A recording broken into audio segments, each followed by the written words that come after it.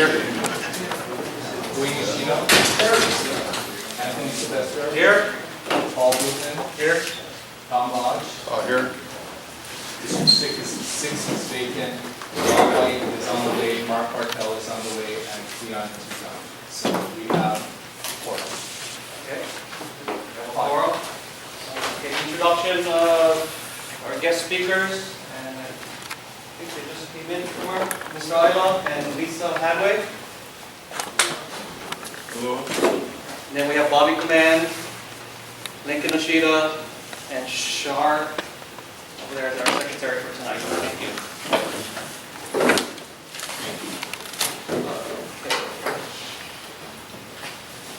All right, approval of the minutes. I'd like to make a motion to defer approval of minutes. Second. Okay, there was a motion to defer the minutes to our next meeting, seconded by Tom Lodge. All in favor? Aye. Any opposed? The ayes have it. Okay. Just a quick announcement. If anyone needs a copy of the agenda, I have a few actually.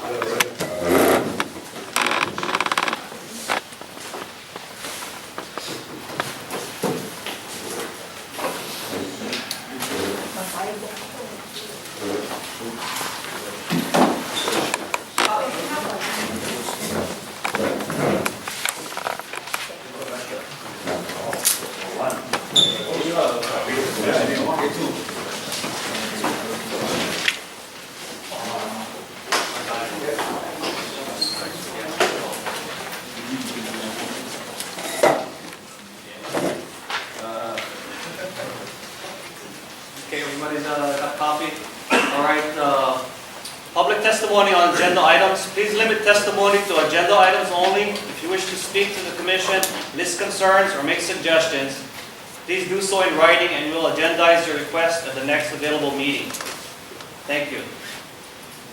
Do we have anyone to give testimony today? Anybody sign up? Nobody? Reading the agenda. Okay. Another speed reader.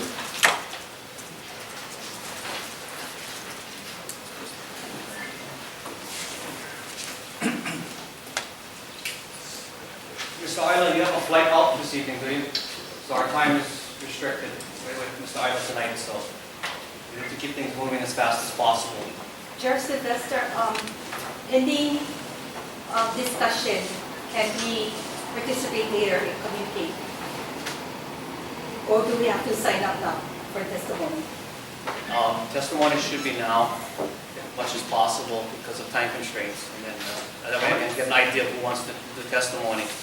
Because I want to make most value of Mr. Aila's time while he's here. He has to leave early. And I don't want to have too many people speaking now, but if I have an idea of how many people want to speak and we can go through that, then we can jump into. I think it was dependent on what communication was made by Chair Aila. So we have a question on. Okay. Thank you. Tony, Yes, sir. how many minutes do a person has to speak? Depends on how many people are going to do testimony, because I don't want to spend an hour doing testimony and then I'm going to leave. Yeah, we know, Mr. Aila, talk to us, yeah? Yeah. That's why the main reason that we wanted him, why? Yes. So he can confront questions and he can answer from the people. That's correct. Okay, so if we don't have any, then maybe Mr. Aila can tell us what's going on. Okay. Well, we'll carry through with our questions for Mr. Aila, and then maybe we can give them some time to do some testimony after. That'd be okay, Lincoln? Okay. All right, we'll do that. Okay, so because of our responsibility to advise the various governmental agencies on sustainable subsistence hunting and fishing, as well as protection of traditional cultural gathering rights, the GMAC is particularly interested in learning the status of the Hawaii Game Management Plan, the Puawa and Puanahulu Habitat Conservation Plan, the dollar contribution made by the U.S. Fish and Wildlife to DLNR programs, and percentages represented to the DLNR budget, and Mr. Aila's thoughts as to the impacts of priority 1 and 2 of the state's watershed protection plan on sustainable hunting and fishing, as well as protection of traditional cultural gathering rights. We'll start with the Hawaii Game Management Plan. Mr. Aila, please. Where would you like me to address it? Can you come up over here? We have to sit up there, I guess, probably not that.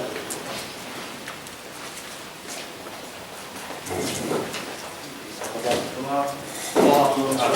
Tommy. Thank you for the invitation. With regards to the Hawaii Game Management Plan, the plan is in draft form right now. We had, unfortunately, game biologists pass away, and we're in the process of hiring process to hire another game biologist. We also have a program manager vacancy, which we expect hopefully to have hired within the next month. So the people that would be assigned to work on the Hawaii Game Management Plan unfortunately don't exist right now. And so as soon as we get people hired, I can give you a further update on the Hawaii Game Management Plan. The Pu'uwawa and Pu'uwanahulu Habitat Conservation Plan, of course, is, I'm sure some of you have received scoping letters. The consultant has a draft EA.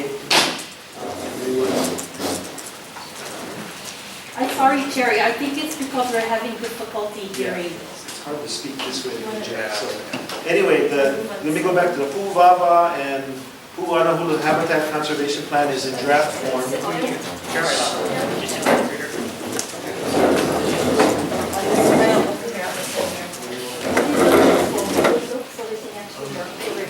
So they can notes, but we cannot hear. Oh, I see that.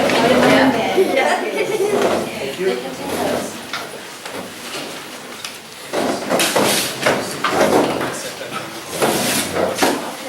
Okay, so now for the seating rearrangement. Pu'uwawa and Pu'uwanahulu Habitat Conservation Plan is in its draft form right now. We know that people that are on the list of contactees should have received some scoping letters already that were sent out. Those of you who wish to be on the mailing list, Lisa, is there a number or website that they can call? It should be on the website, but they can always contact us and we'll forward it on to them. Okay, so if you're interested in receiving a copy of the draft EA, go check the department's website and their contact information for the contractor. I think it's Garcia and Associates. You can contact them for a copy of the EA, and of course, we look forward to all of your input on the EA for that area. With regards to the dollar contribution made by U.S. Fish and Wildlife Service to DLNR programs and the percentage this represents in the DLNR budget, I asked staff to break this up because we have sort of game management grants and non-game management grants. So the grants that involve game management come up to about $2 million per year. They're assigned to specific tasks such as how many surveys are done across the state, how many operation personnel are funded to do these things. It's a very specific plan, and we can make that plan available to the commission and to members of the public if they want.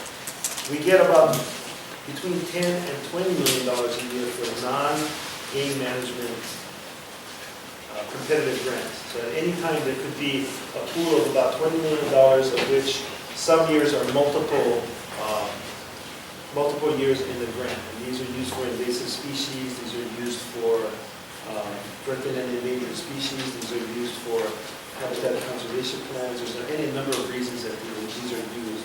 So if you take the $20 million, which is generous, and consider that our annual budget for the department is about, operating budget is about $120 million a year. It comes out to about just slightly less than 20% of DLNR's budget. If you take $2 million, that comes out to about 1.5% of DLNR's budget. If you take DLNR's budget of $120 million operating per year to the state budget, it's less than 1% of the state budget. So that gives you an idea of the scale of how money goes through and how money compares to other programs within the department as well as other programs within the state of Hawaii. With regards to my thoughts on the impacts of Priority 1 and Priority 2 of the state's watershed protection plan on sustainable hunting and fishing, as well as protection of traditional gathering rights.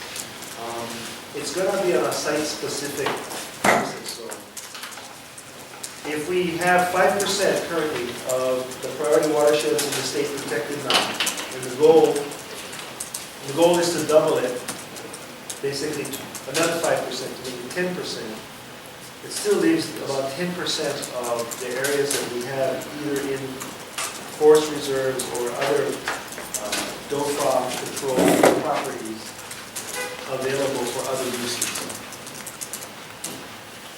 So with regards to my thoughts on this is it's a small price to pay to ensure that our children and our grandchildren continue to get drinking water in the near future, because we know that things are changing right now. You just look around you, the amount of rainfall is getting less and less.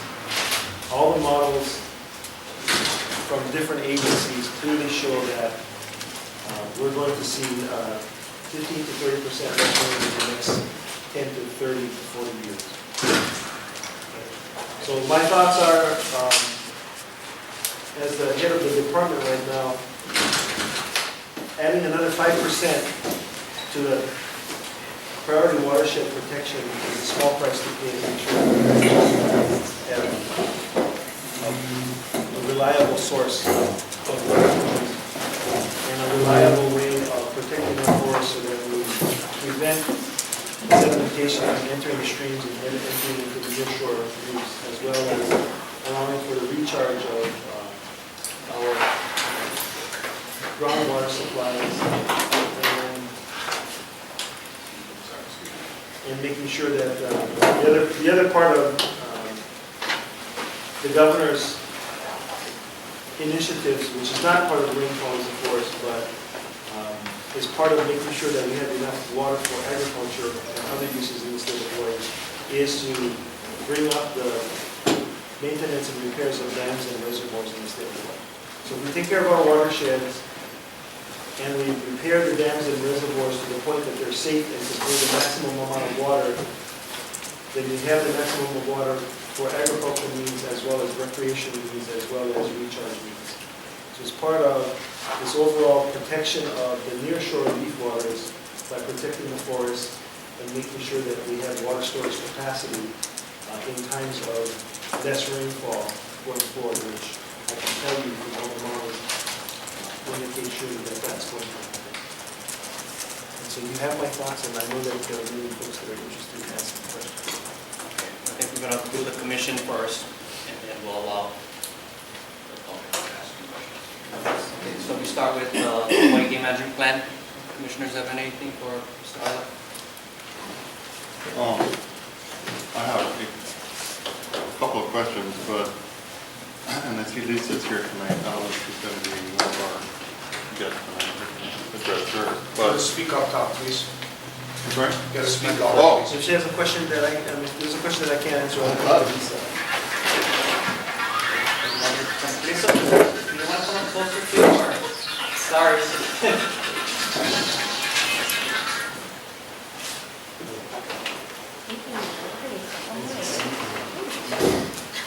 Squeeze down with your chair.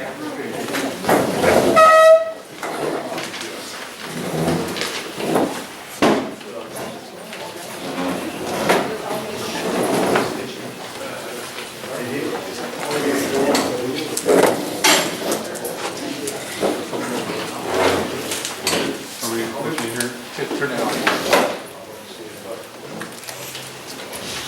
think the alley.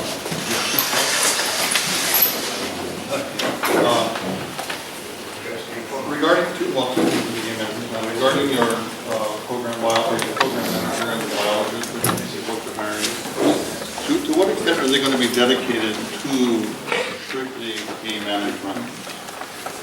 Well, the game biologists, of course, that's what they're supposed to be assigned to. And I will say that maybe we haven't had the most productive game biologists in the past. So we're seeking to hire someone who's going to be much more productive. And one of their major responsibilities is going to be to complete the Hawaii game management plan as quickly as possible. Okay? Did everybody hear that? Barely. We didn't really hear the question. The question was, how important is the game biologist and whether or not how much of the game biologist's responsibilities will be the Hawaii game management plan. And so my response was, it will be a major part of the new game biologist's responsibilities to finish off the Hawaii game management plan as soon as practical.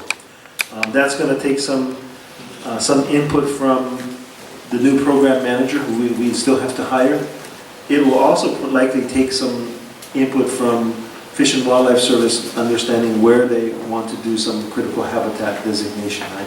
No sense we go forward with the plan and then Fish and Wildlife Service comes and goes, well, forget that plan because all of the areas that you have highlighted for increased game management opportunities are in what we call critical habitat. So I would rather we do it correctly and take a little bit more time to do it, as I said, correctly. Can I follow up on that? How Sure. much are you deferring to the federal government on? Does this work? No, it's not. No. Just ask the question and repeat. How much are, I mean, we're supposed to be a sovereign state here, right? But how much are we deferring all of these decisions to the federal government? The question was how much of the decisions on, I'm assuming game management, game management and resource management to the federal government. And the answer is we work cooperatively. The state of Hawaii is not a rubber stamp to them. I mean, we point out things that we feel that they are doing incorrectly, maybe some assessments that they're doing incorrectly, or criteria that they are using that perhaps could be improved by taking into consideration some suggestions. At some point, though, under Section 6 and under Section 7, we do have to pay attention to what they're saying in such a way that we don't violate federal law.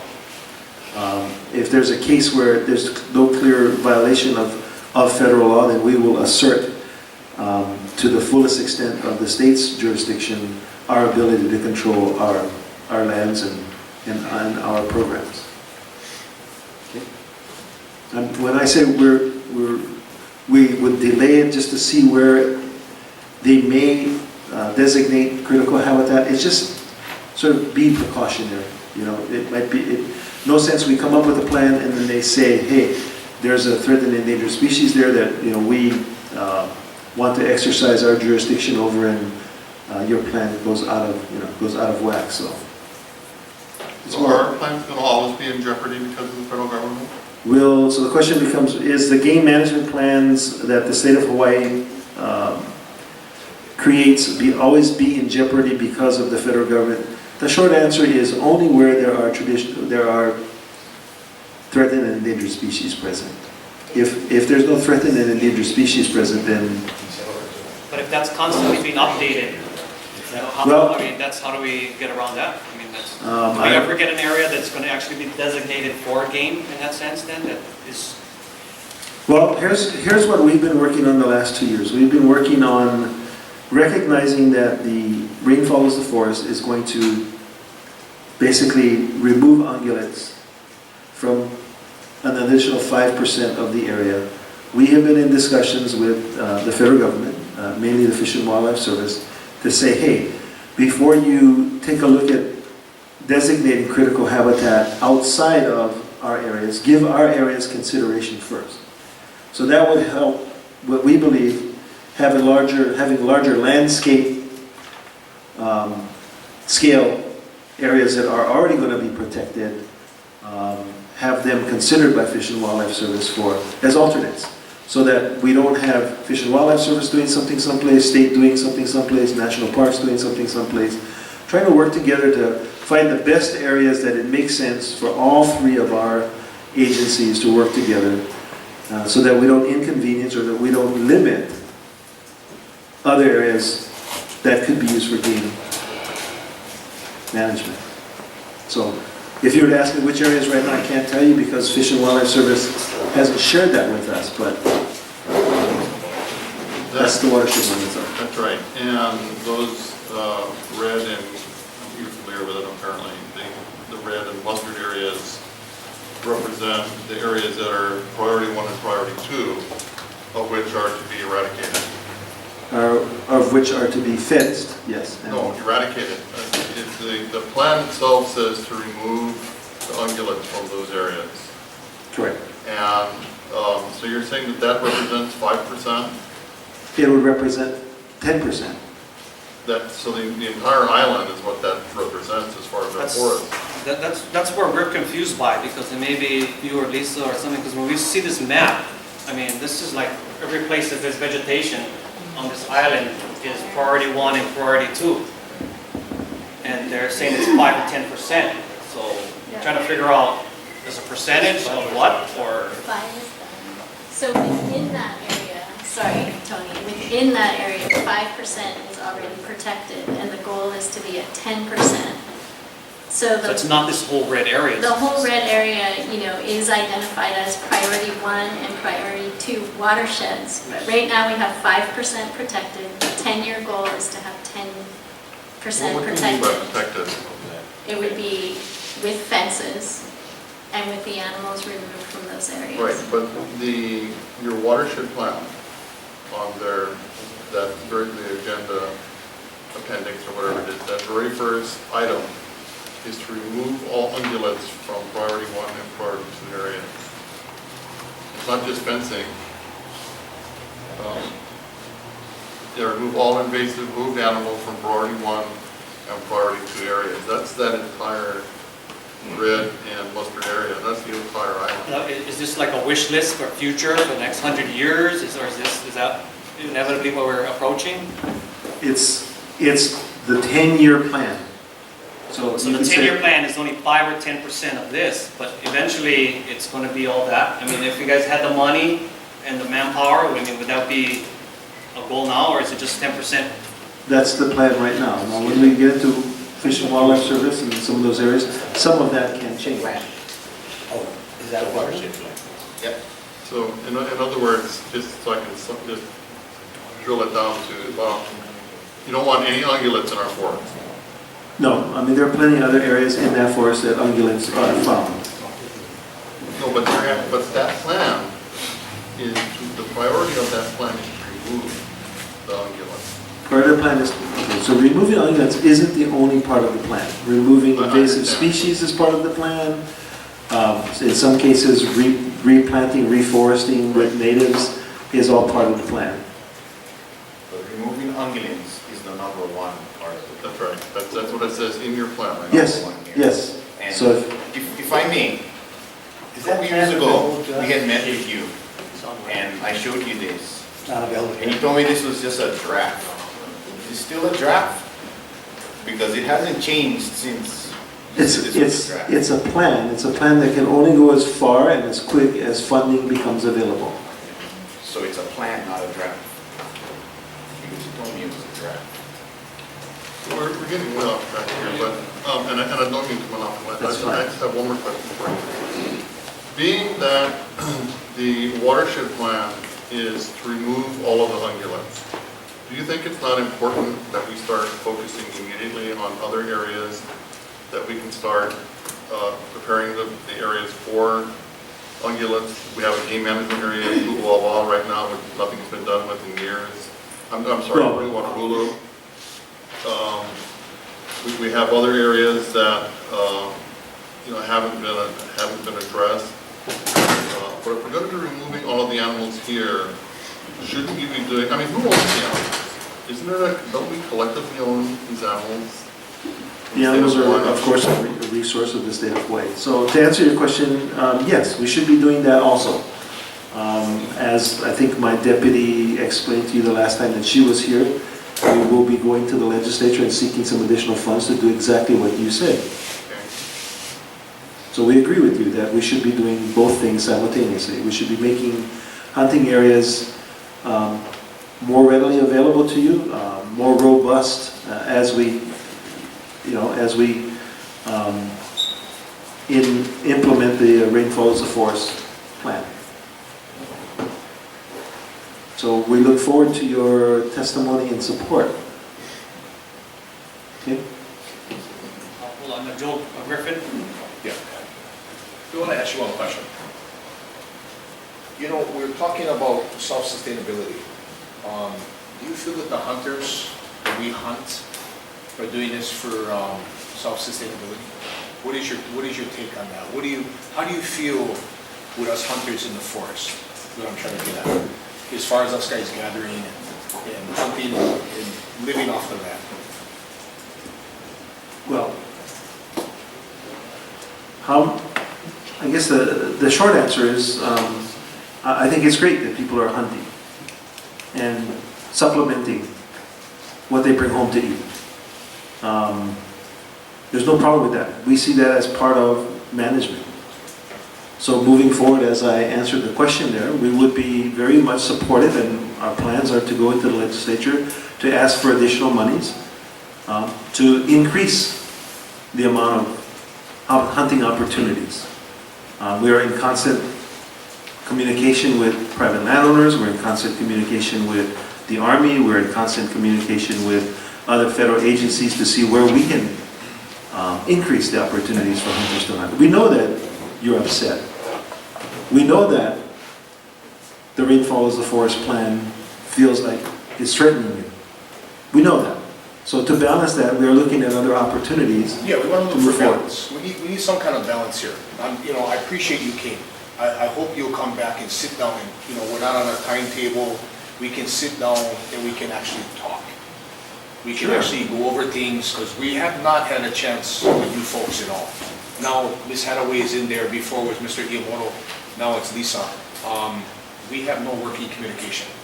Us guys were cut off. We're completely cut off. We're losing, all the land we get here is going from us. And now this rainfall in the forest, you guys are adding, let's just say another 5% or another 10%. But when you look at our island, what we have here, we're strategically, all the sanctuaries, the best of the best we have is gone. So for us to be self-sustainable and go hunt, it's so hard for us to go gather, So we really don't have anything left.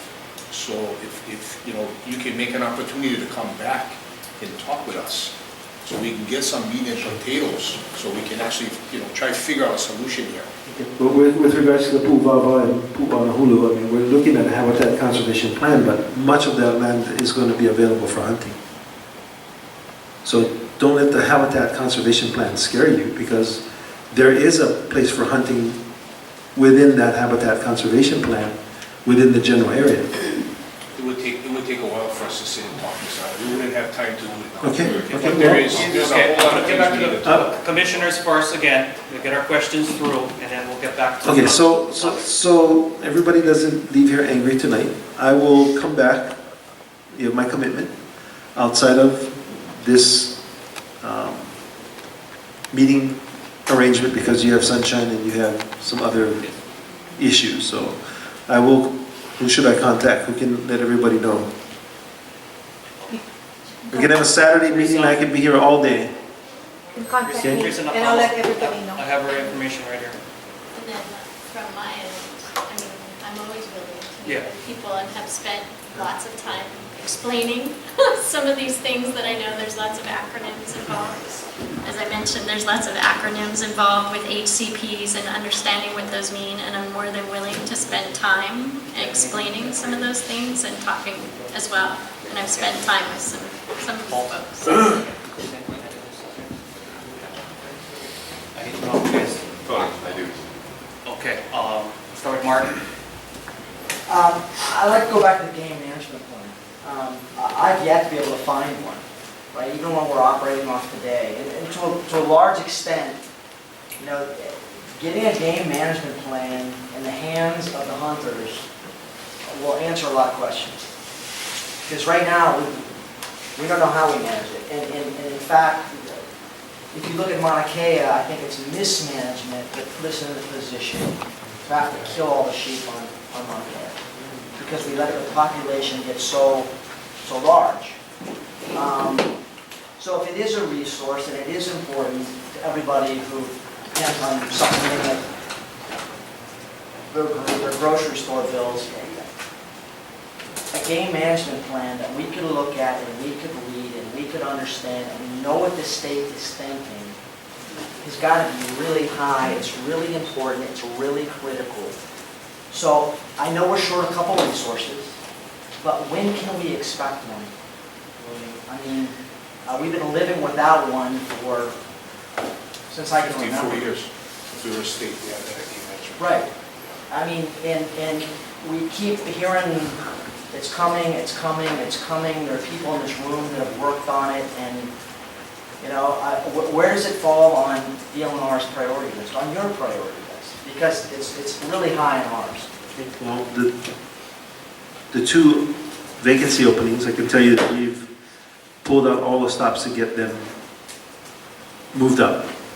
And so the hiring process has been accelerated for that. So that tells you that that's a priority. I can't tell you exactly when the game management plan is going to be released. I don't want to make that promise because, you know, it's going to be incumbent upon getting some guys hired, getting them brought up to speed, taking a look at the existing draft. We have some challenges with the existing draft, so we have to go back and make some changes there, and then we'll make that available for you folks to take a look at.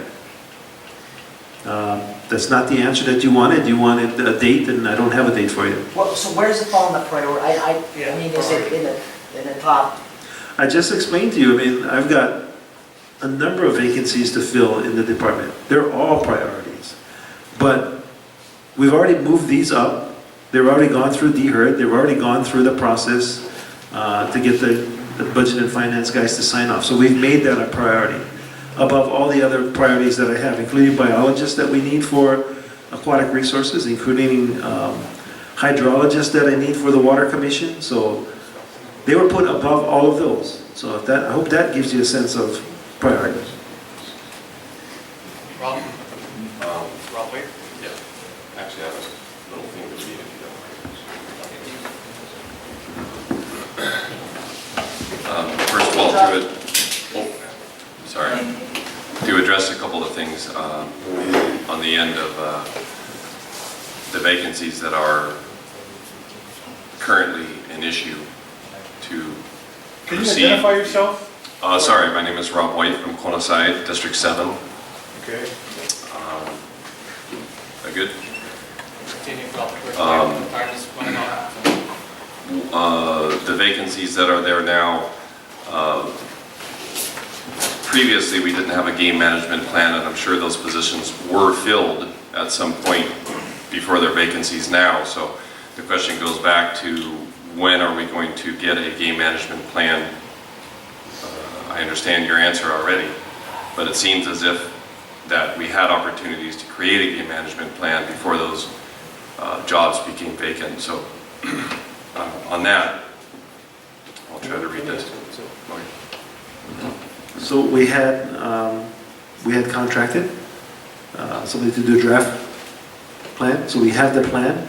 I think in light of rain follows the forest, there's been some changes that have to be incorporated into that.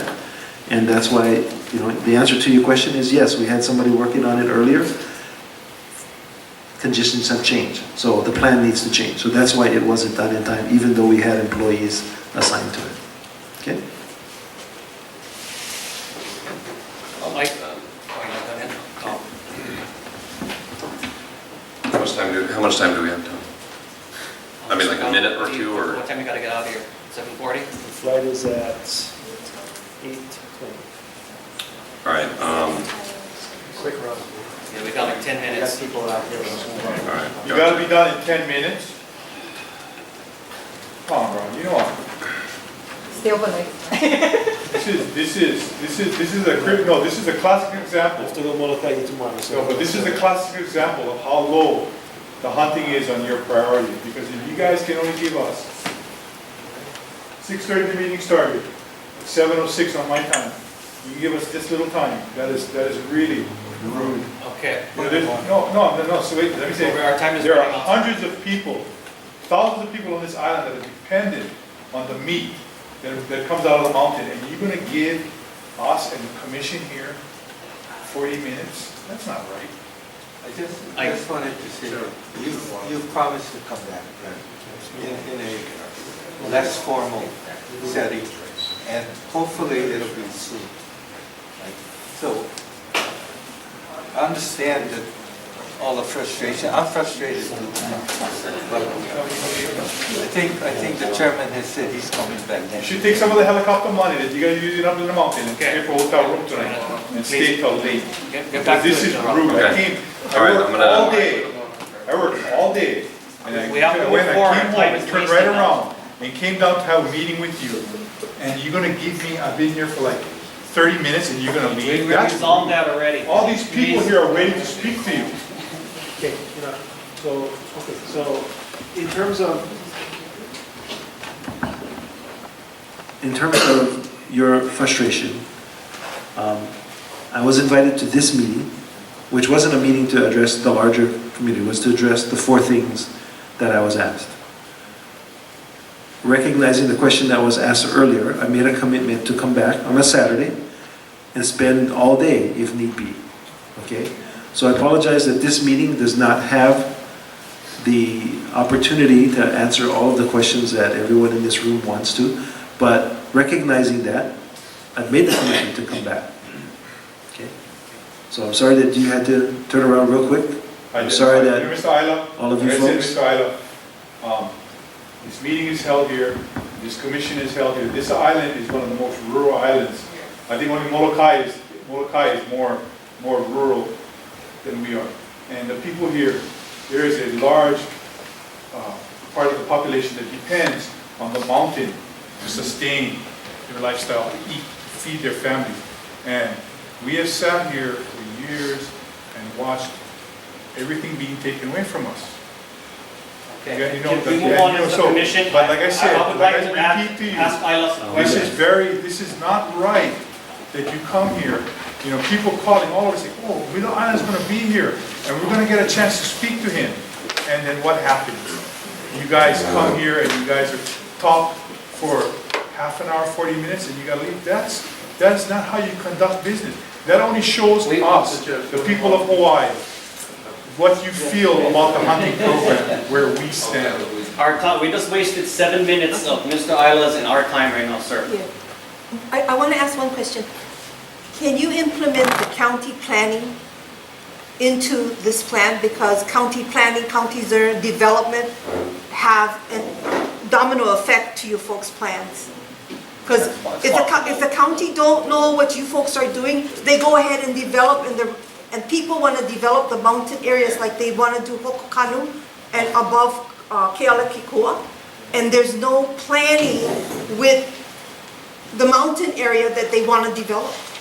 So can you contact? But can we, Yeah. we have to stick to this agenda Yeah. item, otherwise this meeting is a failure for myself, the commission, and Mr. Aila's time over here right now. Okay. So we need to move on as a commission, and then we can entertain public and input as time permits. Can I continue? Yeah, can you move it fast, Rob, because I have to do mine, and then we utilize one more. Just so everybody here knows, yes, I am representing Kona, but we are a game management advisory commission, which means our job being here today, right now, is to represent you guys and ladies. Okay, so we are doing the best that we can do in a short amount of time that we have here today. So I understand there's a lot of emotion. I'm emotional. We're all emotional. But honest to God, we are doing the best we can in the shortest amount of time that we have. Okay, I'm sorry.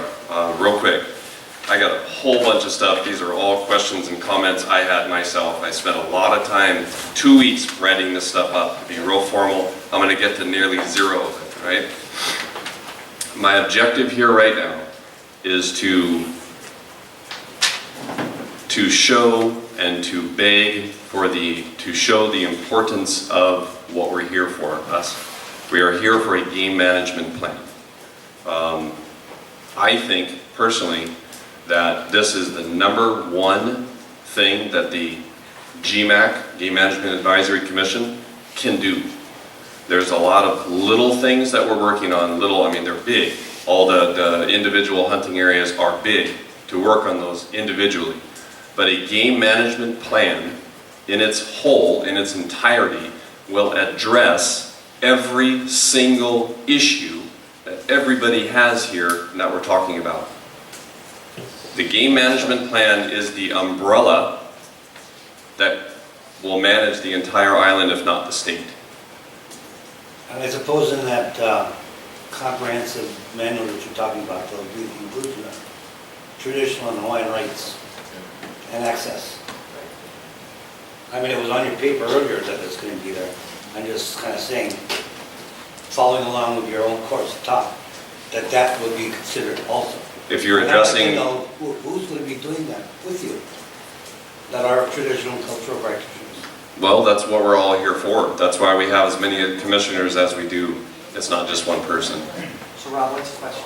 The question, there's actually no, I mean, I have a bunch of questions, but we don't have time for my questions, I'm sorry. What all of this is here that I'm asking for is basically, here, I'll ask you one. Here's my one question. The game management plan that was written by Dick, Hoflinger, as I believe is his last name, is it good enough to use as to start the process of a game management plan?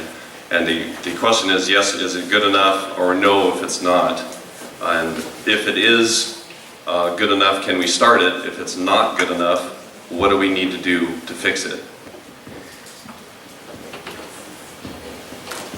Okay, so the quick answer is no, it's not good enough because it doesn't take into account or consideration the initiatives of rainfalls of forest.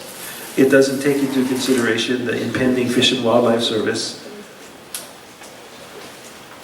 determination of critical habitat.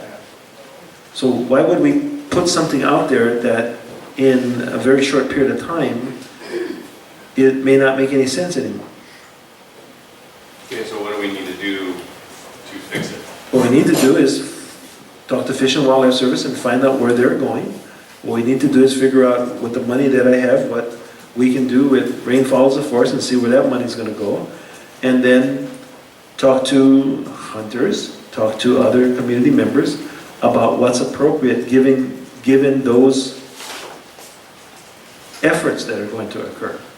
So taking the plan that's there now that doesn't take into account those things, to me, is not a prudent thing to do.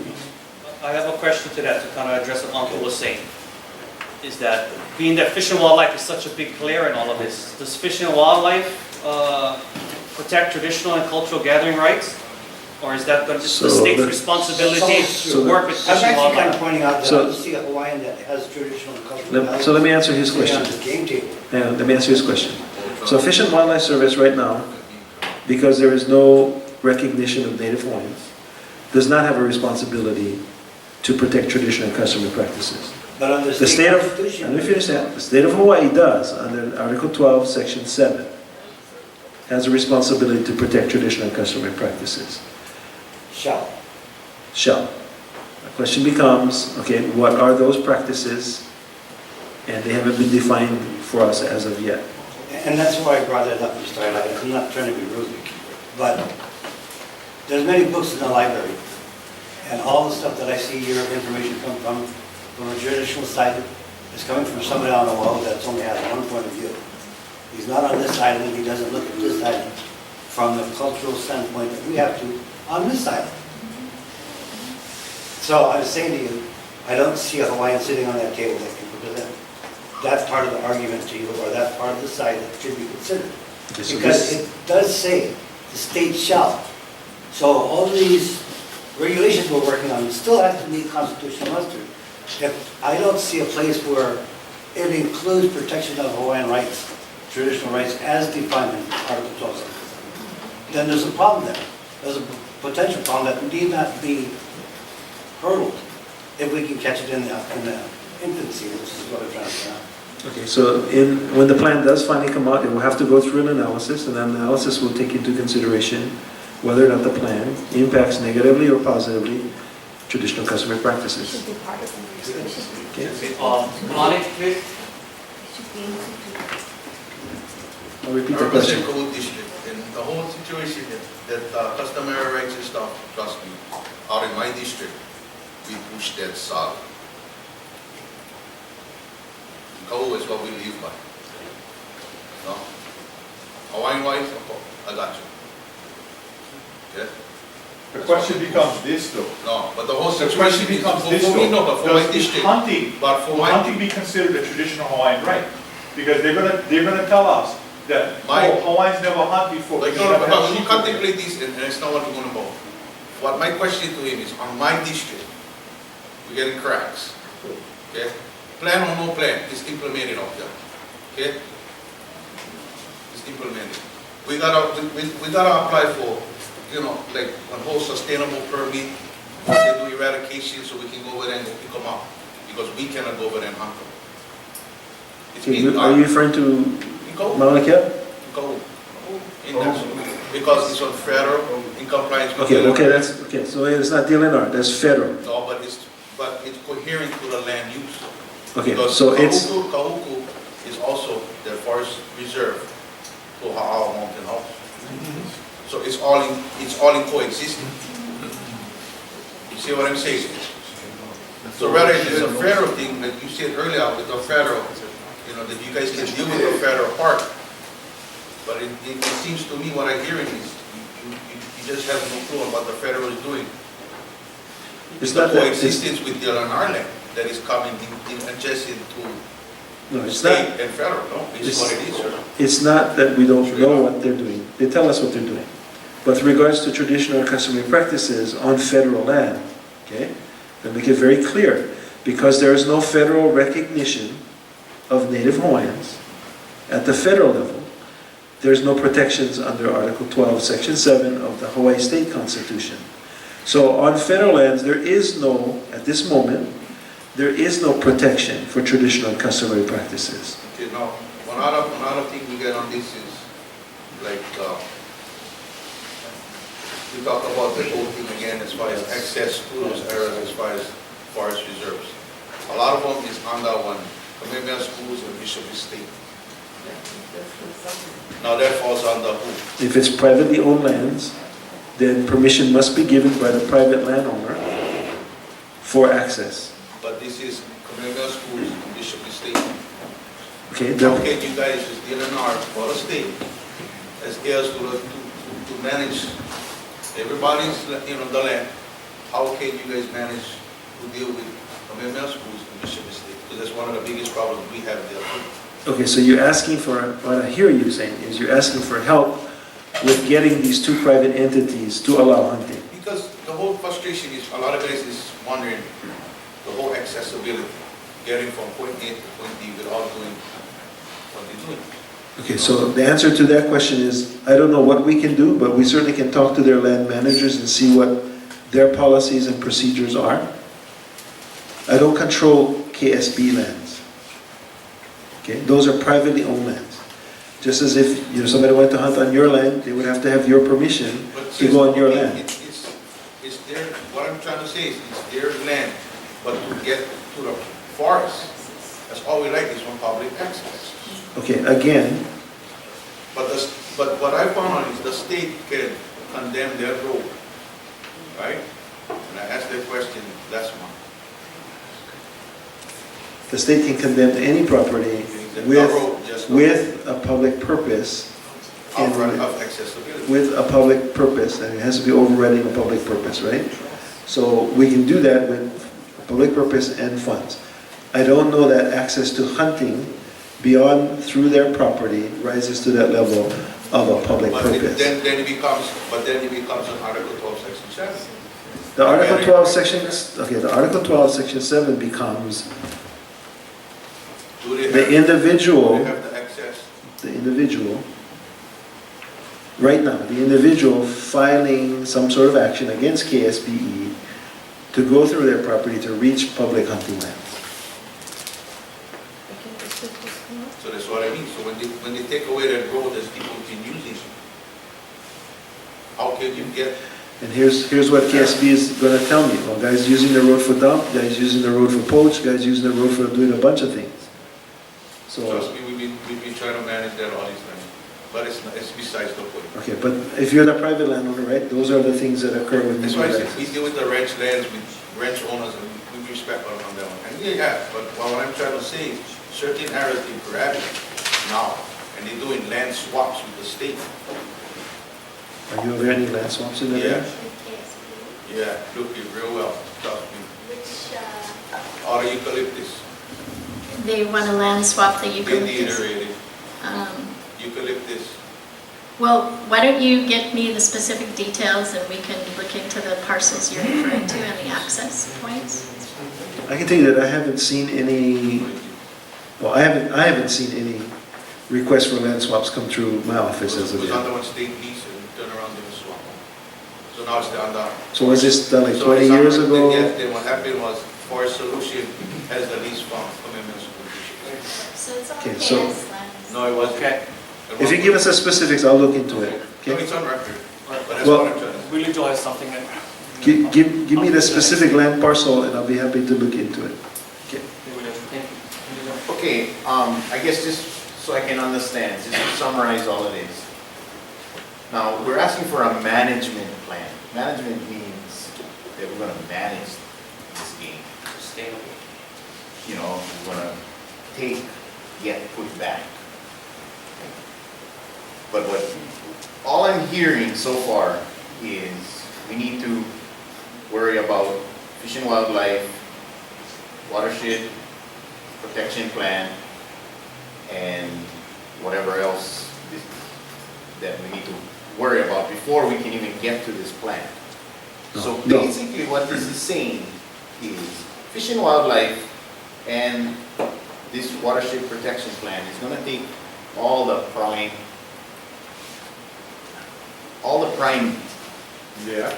mountain, pretty much, or land. Well, it's good, it's good. No, it is. It's gonna take where the right there. rainfall It's gonna is more than 40 inches per And year, where do yes. we have to hunt?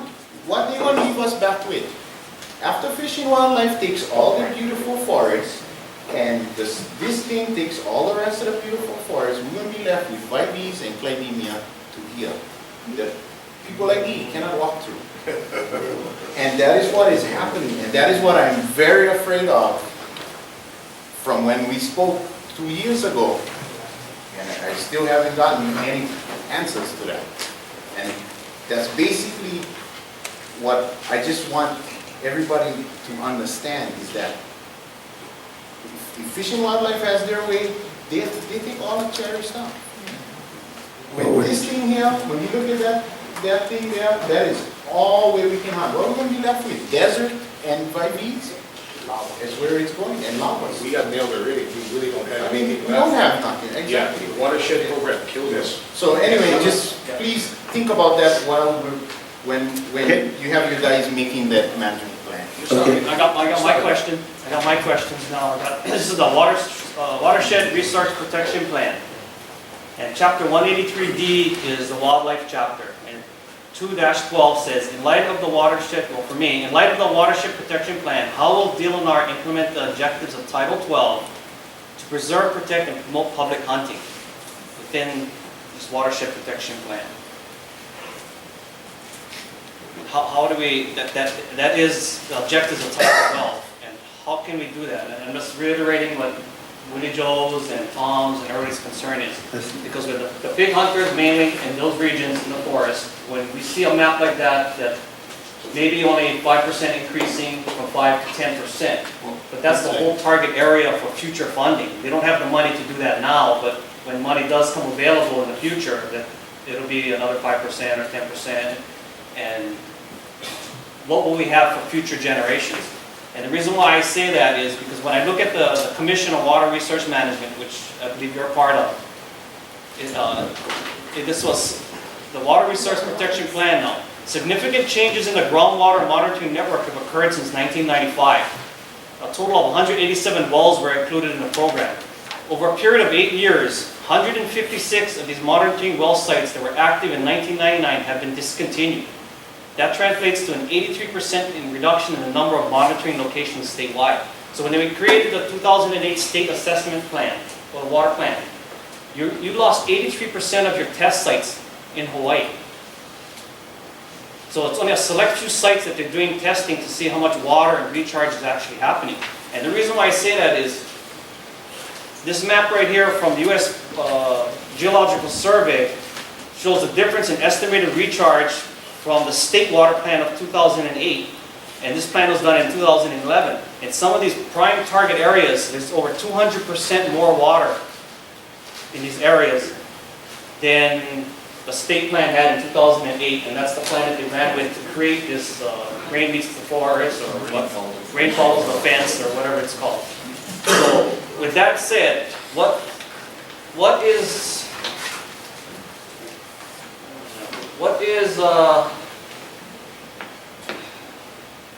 oh, here, it's another part. Okay, augmentation, especially on the neighbor islands, does not appear to be urgent. The problem is more a matter of development and distribution rather than a scarcity of water. The need for augmentation applies more to the island of Oahu, but a timetable for implementation is difficult to establish. It seems like this plan was made for some critical areas on Oahu and maybe a few dry spots on Kona side, but it's kind of like taking this whole landscape of Hilo, Ka'u, everything, where areas got 260% more water than the plan was when they created that watershed plan. So as far as the goals of the water resource assessments and all that is commit to long-term reliable data collection. So are you guys going to update, my question is, are you guys going to update your water model the next time you guys do it to reflect these changes? Yeah, This? the answer Because is... this would really shrink the size of that watershed that you guys actually Well, are. actually, the answer is yes. And that is undergoing right now. And what you are referring to there is only part of the information that goes into the state water plan. So what you don't see is the rainfall totals, yeah, declining. So what you don't see is the rainfall totals declining. Well, right here in 2011, recent projections of change in rainfall owed to the effects of ongoing climate change generally indicate a slight increase in island-wide rainfall, and estimates of annual recharge in the late 21st century are higher than baseline estimates for every aquifer system except Anaiho'omalu on average. I hope I said that correctly. I know. Yeah. Sorry. Right, and that's... So, I mean, it's just, I work in science, so when people want to talk about science, and when you look at the actual science data, and you look at what the state plan does not talk about any data. All I see in the state plan is words and lingo and jargon to sell it to the legislature. And when you go back and you look at the USGS data and statistics, we don't have this major crisis on this island that you have on Oahu and maybe in Kohala, where they're sucking all the water up for the rich on that side. That may be a problem. But the target areas of Pumaka'ala, Ka'u, where you guys are taking, has plenty of groundwater and recharge. And I think that's where my frustration and many others want to understand this. Your point is taken. So maybe when we take a look at the rainfall as a force, maybe we look at those areas based upon information. Okay? All right, any more questions here? I got some from the audience. I have a question. Mike, got one more. Pat, hang on. Stand up. Stay standing. Stay there with me. I heard about the rainfall follows the forest or whatever it is, the watershed plan. But I don't see much in there about the population growth and carrying capacity or much of that in there. So that's one question I have. Is there a projection of the population growth? And if there is, how much water is that required? Second question I have has to do with, and I say this because I have been involved in community planning.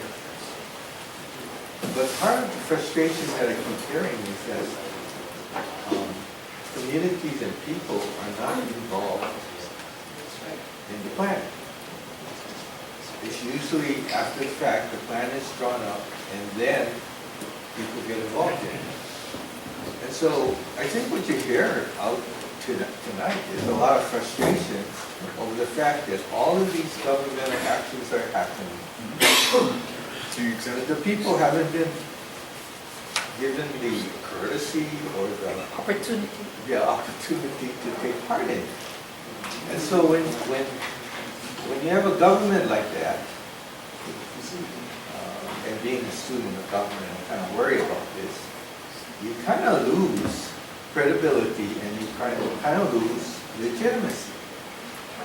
And you cannot do that because in the United States, you're supposed to be the government of the people. And so, as it relates to the Hawaii hunting, the management, where do the people participate in? Can they participate while the plan is being revised? And who are the people they talk to? And are these people going to be available for talking to? That's a long question. There were several questions within your question, but that's okay. As far as the water use projections, that's part of the county plan. So we'd have to take a look at what those plans are for population. I assume population on the western side of the island is projected to grow significantly in areas spreading out from Kona, right? Waimea and then down south. So yeah, there's going to be increased need for water in those areas. In terms of community input, since we're in the process of hiring the two folks that we need in order for the game management plan, I certainly can take a look at when we bring those two guys aboard, bring that plan out to the community for input. Okay. You just pointed out, hang on, you just pointed out what could be a valid point. I'm not agreeing that those numbers are correct. But if those numbers are correct, then we certainly could take a look at the priority areas that we have assigned for maybe reduction in priorities in some of those areas. Okay? So that's part of community input. I would be happy to come back and meet with you folks at a later Real date. quickly, Chairman, Puna is the fastest growing district on this island, so just. Puna is the just so you fastest. throw this in there. Okay, Puna. Boy, I forgot about Puna. Bill Aila. My name is Patrick Shaker. I have a couple of questions I'd like to ask you on this. You talk about the Hawaii Game Management Plan. Since 1960, there was one plan brought in there. Matayoshi was our mayor here and the government there. It was brought to your office. You wasn't there, of course, because it was down the beach like us trying to survive. Okay? And then there was another plan Bob had just mentioned. Now my question to you, this game management plan that you propose, I don't hear about any hunters that should be or have to be on that game management plan. All you have is scientists and all these bright, educated people from the Western world to come and tell us how to live in Hawaii. Okay? We live here all our life. We hunt our life. Plantation was working then and we used the mountain and the ocean to have food sustainable for the people. By taking away eradication like you promote this very much and yet you tell us that you like the hunting. Well, if you like so much hunting, why do you keep on taking away from us? Now talking number two, on the watershed area. This island has a lot of drainage. We have a lot of rain in Hilo. Why is it in the watershed area that you spray herbicide and chemical within that area? Yet the Angles supposed to be doing the damage. Your department are doing the worst damage by putting that chemical on the ground and goes underground into a water system. Are you guys trying to kill us with our water? You say the government want to do this, preserve the water. You're not preserving, Mr. Aila. When anything goes down, we live on a volcanic island. It sits right down into the watershed area. On the Mauna Kea Mountain, there is a big watershed area. Spraying and all that chemical. What happened to that chemical from the observatory? Where does it go? On the ground, into the watershed area. Have you guys ever thought about that? No, of course not. You guys don't care about the people. If you care about the people, number one, there's another thing, another point I'd like to point out. We have this young generation now, it is hunting, yeah? And really they don't understand what's really going on. But they understand one thing. They mean well. They love to hunt and support their family with food. You take away the hunting and all this go away. What's going to happen to these people? Some of them are not really educated. All they know is how to hunt and bring food home to their family. You're depriving the people from food. You are forcing the people to steal. Whereas the mountain and the ocean was our sources. You're taking away from the people that. Try to think about it. This is a fact what's happening. Well, how are people telling us how to live when they don't even live here? We know the problem here, but who makes the decision for us? That's not fair. We should be making the decision. If you're gonna have a game management plan, I like to say that you get some hunters involved. You don't have a dentist to give a plan on a swimming pool because he don't know nothing about swimming. So you need a plan. You got all the scientists from the mainland, you got all the educators. What about the people of Hawaii, the hunters, been hunting on this island all their life? Are you thinking about putting them on there? No, I don't hear it. What I just said to this gentleman over here, my answer to his question was, as we hire the 2 new positions, there will be that opportunity, we'll make that opportunity available for hunters to participate ahead of time in the plan, okay? Mr. Aila, I think they want involvement, not input. They want to be involved in the game management process. This is what they're all saying. They don't hear that they are involved in the making of the game management plan. Or to make it understandable so the common person can kind of follow along with what's going on and feel part of it. Yeah, they want to be involved, not just give Okay, input. I have Margaret and Uncle Larry. What about, They have to go, so. okay, what about, we'd like to have all of the information that you have, and this commission put together a plan, an interim plan. And then you take this plan, and when these people come on board, let them address it. I just think you all need to be a little more aggressive and take it and get the information that's available and work on a short-term one that they can then supplement. Otherwise, you're just sitting here begging for when they're going to do it, and you all need to do it. And I don't want to take any more time up because if the others have something, but there is federal stuff. There's the Admissions Act, Section 5B, in terms of public trust and public lands. So it is not, I just want to say I don't necessarily agree with what his opinion. I think there is some foundation for providing that. And in terms of access, there's a lot more to do in terms of access and ways to handle that. But I just think you all need to just say, we want the information, we put together a proposed plan, let them respond instead of you waiting for the future to arrive someday. Larry, one question only, they have to be, they're really late. Hi, my name is Lawrence Pedro. I live on Kulani, off of Sea Road. And when I moved here in 1970, the roads were clear, always clear, so the hunters can go in. All of Kulani, if you go down the trails, all of the trees are down, and people are not maintaining it. What happened to the maintenance? You want to do different things, new things, but what about the old things that you guys have under you? The DLNR controls that land, but how come they're not maintaining the roads? How come they're not making access to the hunting? Because the trees are down, and most hunters don't carry saws here. And I think we should go back to looking what you guys have under your control. And do the right thing. Have somebody do the maintenance on these roads. There is not about jumps or anything, it's the trees that keep falling out, including the eucalyptus.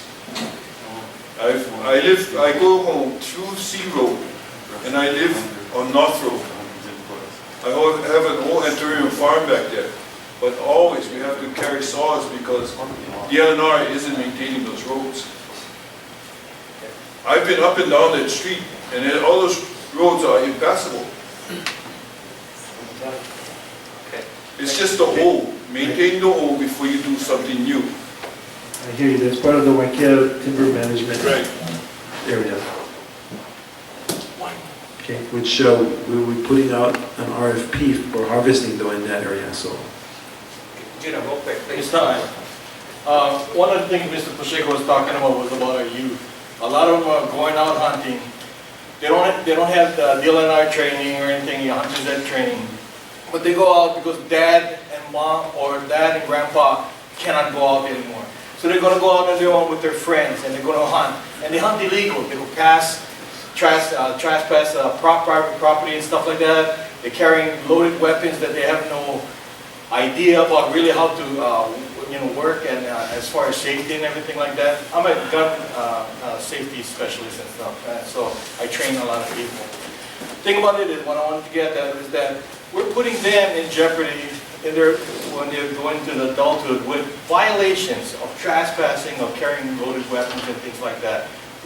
That's got to stop. Okay? We need to have places that's available for our youth to hunt. It's better to take our youth hunting instead of hunting for our boys. Okay? Second, the other part. As far as the game management plan and everything, because DLNR, you know, I mean, this game management plan with Mr. Hofflinger, you know, since 1990s when we put the hunting, what do you call, Pig Hunters of Hawaii together with Tom Lodge and Lichter and everybody else, Banderas. You know, we've been active in you know, saving our hunting. I remember when I came back from Vietnam, saving our sheep, you know, on Mauna Kea and stuff like that, back in 1976. Those guys, and you know, it's been ever since that time until now, you know, just trying to save our hunting lands. Because you put our game management plan on the back burner, and it's been like that for every administration, on the back burner. Let's wait and see what we can come up with. Let's come with some agreeable terms and stuff, something that we can live with, so to speak.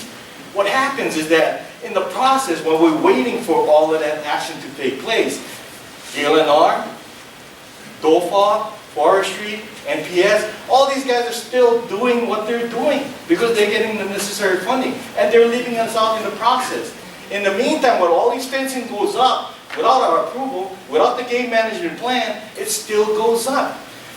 My request to you is to cease and desist of all further action about fencing, about eradication, until a game management plan.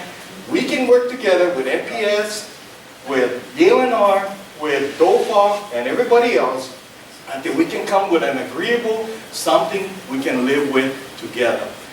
Until such time, you should cease and desist all further actions and implementations of whatever you guys are doing, whether it be eradication or whether it be implementing fencing. That's mine.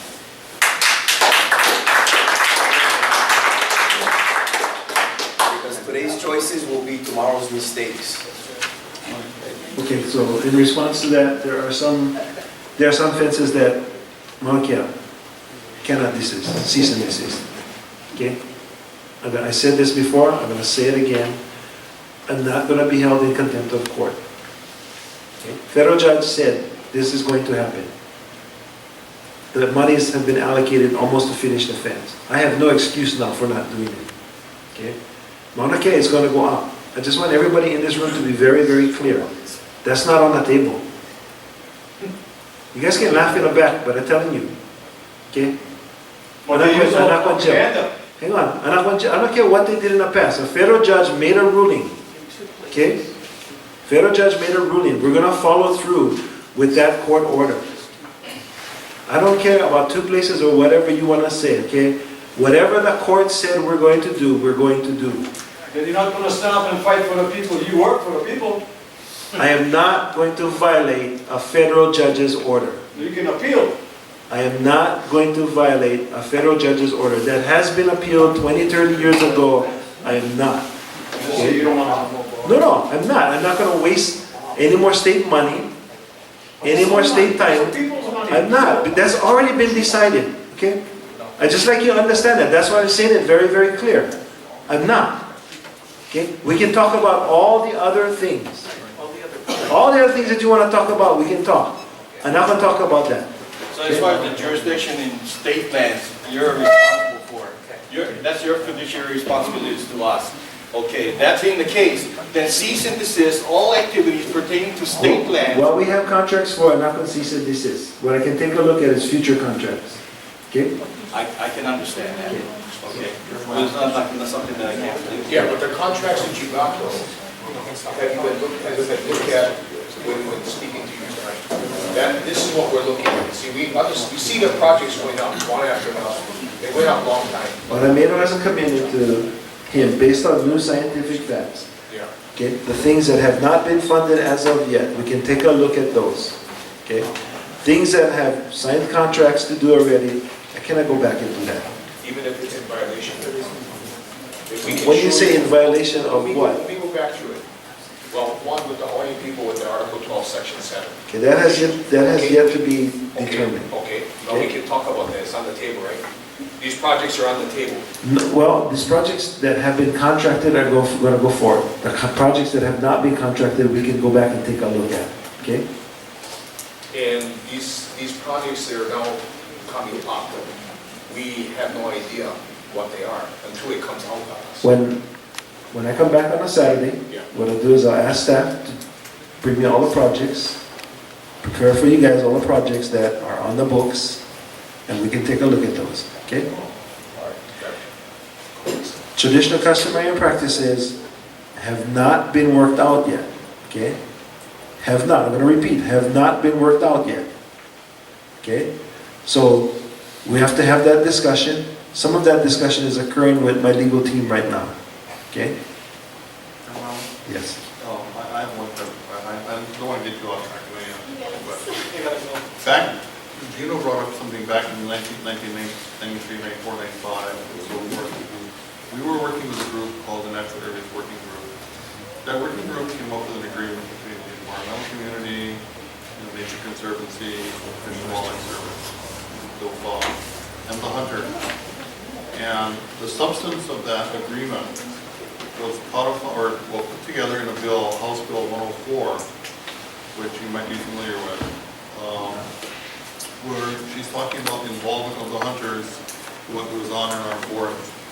I would like you to go back and relook at that HB 104, because it does involve the hunters in what goes on in our forests.